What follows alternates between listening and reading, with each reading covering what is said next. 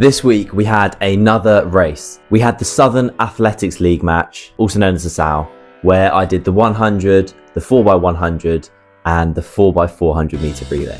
Always my favourite. Welcome to episode 10 of Breaking 11.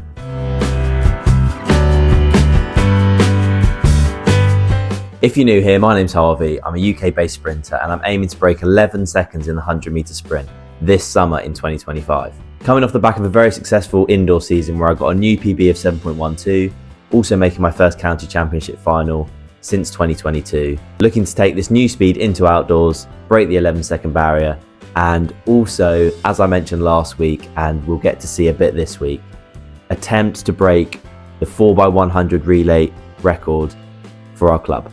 So the preparations this week were very similar to last week, so we had a very easy week. What did I do? Tuesday, I did a full body gym workout, rested Monday, Wednesday, Friday. Thursday, I did a power session in the gym, followed by some blocks at the track. And then our Athletics League match was actually on the Saturday. So then I also rested Sunday. Let's get straight into the video.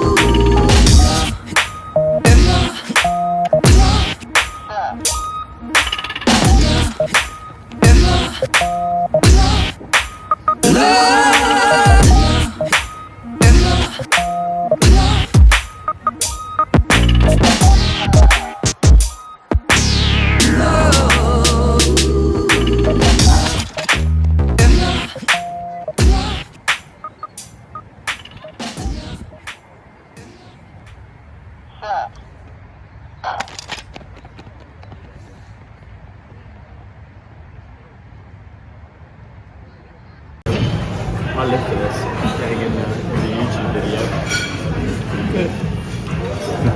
So we're at the Southern Athletics League, the SAL in Poole. Going to be doing the 100, the 4x1, going for the club record in the 4x1. And I'm also being dragged into the 4x4 as well. Skipping the 200 because I'm not that fit, but yeah, let's see what we can do.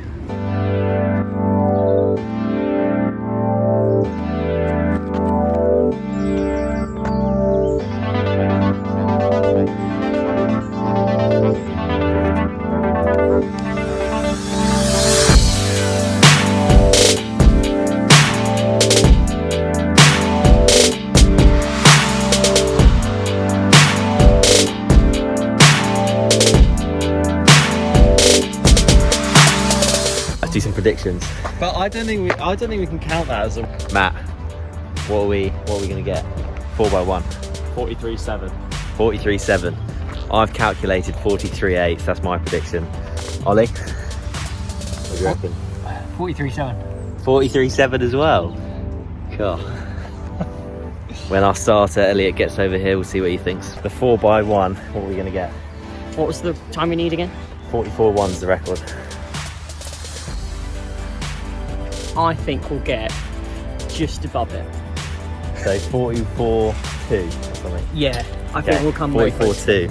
Oh, I that's the don't think highest we'll get it prediction. first time. I don't think we'll get it first time. That's the highest prediction. So I did 44. So I did 43.8, and both Matt and Ollie did 43.7. Elliot 44.2. Doesn't back us. Doesn't back us.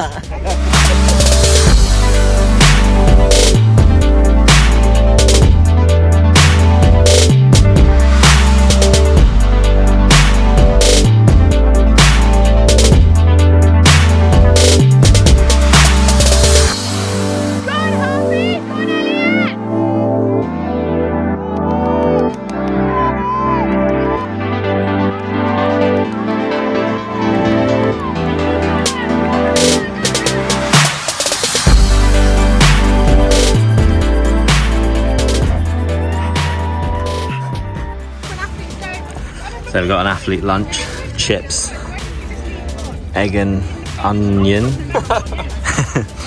and an Oasis. Get ready for those next races. Ready, baby? So I think I got 11.3 in the 100. That's what my coach told me. So yeah, pulled up a fair bit before. So 11.3 is very good. Should have gone all out. Yeah, now it's a 4x1.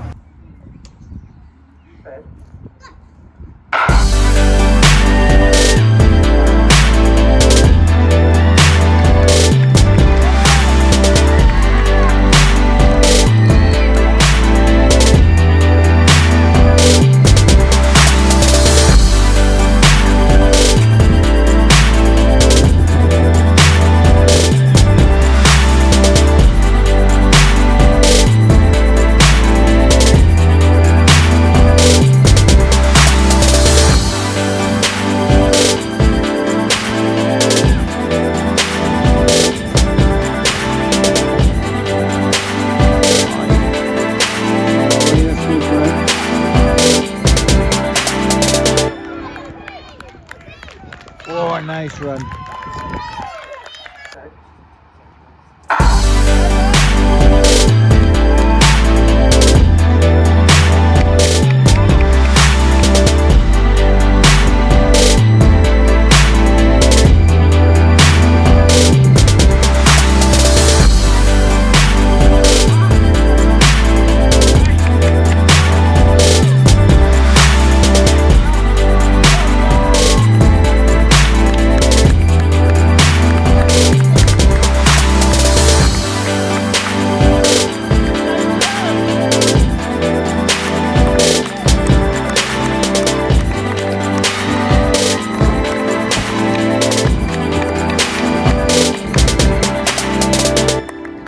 Post-meet treat.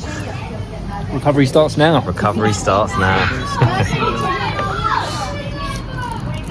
Lovely view. So as you saw in the video, we didn't have electronic timing. It's always a little bit annoying when you don't have electronic timing because it can only really give you a rough idea of what you're running. The hand times can be quite inaccurate either way, and from my experience, having run a hand time followed by a electronic time, they just seem to be wildly different. I think I ran an 11.5 in my season opener when I first started, and then I ran 11.9 in a hand times event. I also ran an 11.8 last year, followed by an 11.3. They've also been quite good. I've ran an 11.4 and then 11.4, electronic and hand time. So it just seems to be a bit hit and miss, which is why everyone uses electronic timing for proper competitions. Still a good opportunity to race. Got my first win of the year, and I was actually very happy with the 100 in particular because running an 11.3 hand timed, I mean, you can see in the video how much I shut it down. I didn't want to go all out for that 100 meters, ruin my chances of doing the relay and not get an electronic time. So made sure I got the win for the points and then just cruised it over the finish line. Skipped the 200 because a couple of reasons. First of all, with the tendonitis, don't want to do too much in one day. I think doing the 200 would be pushing it over the edge. Saying that, I did a 4x4.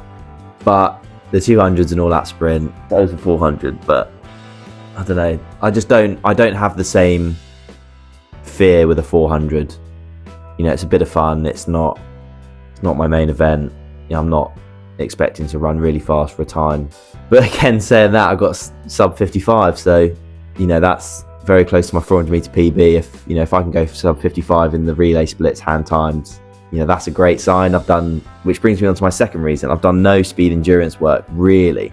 I've done the 120 session, the 80 session. Most of what I've been doing has been, you know, top speed and acceleration, which is great for, you know, 100, and I'm going to be adding in some longer sessions as the year goes on, some, you know, 120s, 150s, 180s, 200s, 250s, things like that. But yeah, I haven't done that yet, so that's another reason why I didn't do the 200. With a lot of confidence from the 100, again, 11.3 is quicker than my season's best from last year and massively shut down. So assuming that the hand time is accurate, which means it would have been somewhere between 11.21 and 11.30 on the stopwatch, because they always round up. So potentially, assuming it's accurate, it's another 11.2, massive shutdown, and yeah, a lot of confidence for my next race. The hamstring tendonitis was much better than it was the week before in the Surrey Champs. Still there, you know, still annoying me, and you know, as well as not having the electronic timing, which is why I didn't go all out for the whole 100, I also, you know, sort of protecting the hamstring a bit as well. The 4x1. Some of the changeovers were awful. To be fair, the first changeover wasn't too bad. I just had the baton in a really awkward position, so I had to kind of bash it against my torso to try and get it back into position. You can see that kind of disrupts my stride in the video. And then the changeover between me and Matt was horrendous. I actually ran past him. We both said that he would set off when he thinks, and if it's too late, I would say go. But I didn't say go, and he didn't set off. So, you know, we're first time doing that handover. So I overtook him, and because I was going so fast past him, I knew that if I tried to give it to him, it would just fail. So I didn't. I just kept running and kind of held my hand out, and he kind of, you know, swept it from from behind. And then last changeover was good. Everyone ran really well. Just 0.2 seconds off the club record with all those mistakes, and it was the first time we ran this year. So that's looking really good for the club record. I think we would have been slightly disappointed if we broke it, not with electronic timing. I think with electronic timing, that's what it is. I think the records only count now if they're electronic timing anyway. So that's looking good for this season as well. And then the 4x4. I was very pleasantly surprised with the sub 55 split. I'm not going to lie. I can't remember exactly what it was, but I'll put it here. It's 44.2 something, I think. My PB in the 400 is 53.51. You know, I've done no speed endurance, but definitely no 400 meter training, you know, no lactic work and stuff. So yeah, to know I've still got that sort of pace in my legs after doing, you know, 200 meter sprints that day is pretty good. But yeah, onwards and upwards. We're going to be knocking on the door of that sub 11, I think, this year. Once I sort out this tendonitis, I've now decided to scale back the sprinting, kind of go into more tempo work. So we'll look to do that over the coming weeks. I haven't got anything else booked race wise for probably a month. So I've got a good month to get this sorted, and then hopefully we can have a really fast back end of the season. Thank you very much for watching. Hope you found it useful. Hope you found it enjoyable. If you enjoy these videos, don't forget to drop a like and subscribe so you can see upcoming videos of me attempting to break 11 seconds in the 100 meters and also attempting the 4x100 meter relay club record. Catch you in the next one.